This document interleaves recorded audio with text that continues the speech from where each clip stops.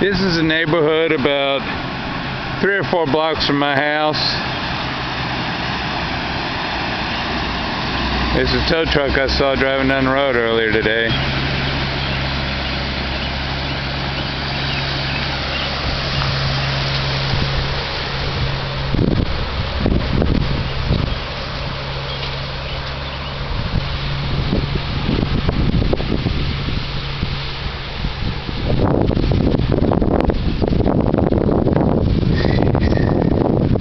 There's a kid out there having fun behind that SUV down the road. Going for a swim at the end of his driveway. Jeez. Look at the trees falling over.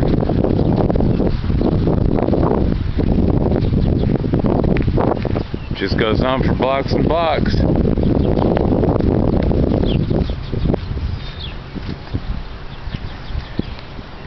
Jeez. Whole lot of this neighborhood underwater.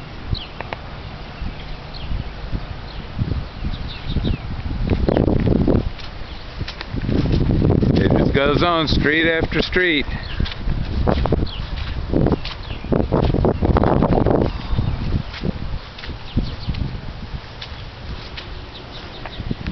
Pretty ugly.